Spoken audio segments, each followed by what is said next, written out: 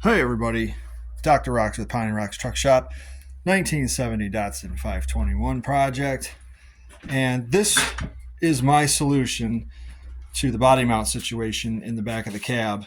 In a previous video we talked about this. I had the front mounts set up. I didn't even have to loosen them up like I thought I was going to have to. But I went out and I bought 3/8 by 4-inch bolts, shouldered. Nice, roll away. Fender washers and nuts. And this is the setup right here. And that is the setup underneath. I have not tightened that down yet, but that's the rear mount. This is the front mount right here. And through the floor right there. So the passenger side is set up and finger tight right now.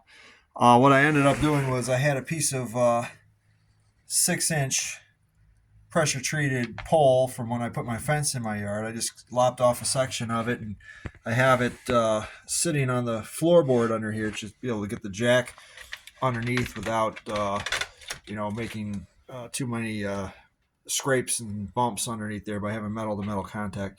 So this seems to work pretty good. It got it up high enough that I was able to slip the mount right in between the frame rail and the body. You can kind of see the mount. Sorry about that. You can kind of see the mount right there. It sits on the bottom side of the floor. I slipped it down this cross member and got it to sit in the little hole through the bushing on the bottom side, threaded the bolt in, and so that takes care of the passenger side. I'm going to do the same thing on the driver's side here, lift it up a little bit, and then hopefully everything lines up. It should. With the 3/8 bolts, it kind of drops right in through the bushings. I didn't go metric or anything like that, nothing crazy like that, but these setups just seem to work. If there's any like excess, I'll just trim it off with a Dremel and do it that way. So I just got to do these sides. Steering column debacle. Oh man, I ended up at Motion Industries for the bushings, or for the bearings. I had a number that I thought was correct. I ordered it from another company called BDI Bearings. Turned out the bearing was too small.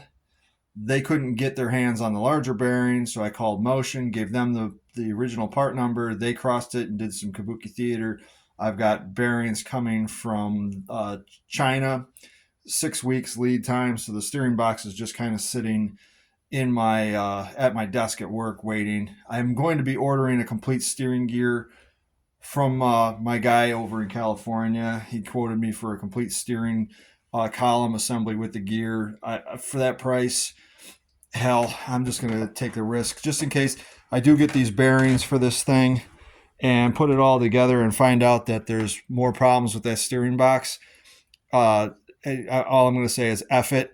I am going to just end up replacing the steering gear completely and dropping it in, because now's the time. The seat's not in there. There's nothing else in the way. It would be the easiest to get it done now. And I assume that it's in better shape than the one that I got, because it wasn't turned. Well, it was half apart, which is pretty much what they did, is they had it half apart. They didn't know what the condition was. They wanted to get this thing on the trailer, so they steered it using that, and next thing you know, hey, but they wouldn't have known. They wouldn't have even noticed. They got it on the trailer and shipped it, and that was the last they heard of it. And who cares? The next guy. And that's fine. I mean, I understand. I get it. I'm not mad about it. It's just, it's part of what did I get myself into. That's the game right there. So next is to take this floor jack, roll it over to the other side of the cab, lift it up.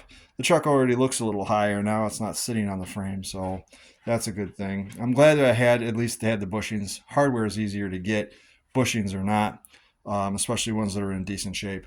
And then I am going to call it quits for the day, because I like to do things in small bites and then kind of pat myself on the back for a while. Plus, it's supposed to get like really, really cold here pretty soon. I think starting tomorrow, it's supposed to be like 18 degrees. And then it's going to go down as far as like -11 in the middle of the week, so that's just ridiculous. I'm not going to be out here doing any kind of legwork for that.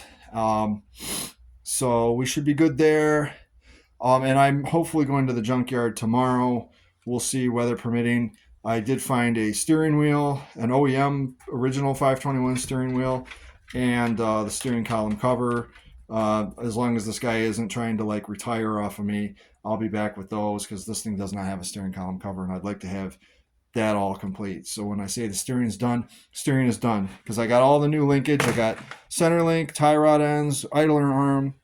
I'll have the gearbox in, steering column taken care of, steering wheel taken care of, and then I'll put the tires and wheels back on, put the drums on, and the front end is done. That is complete. And I can say that I got 2 things done on the list: bolt the cab on, front end done, steering done, and then I can move on to whatever happens to be next, which who knows, I'm kind of meandering around. Anyways, like, share, and subscribe. Leave a comment down below. Check out the build. I have it on Datsun, which has been a very helpful source for information on these things. And, love you guys. Take care. See you.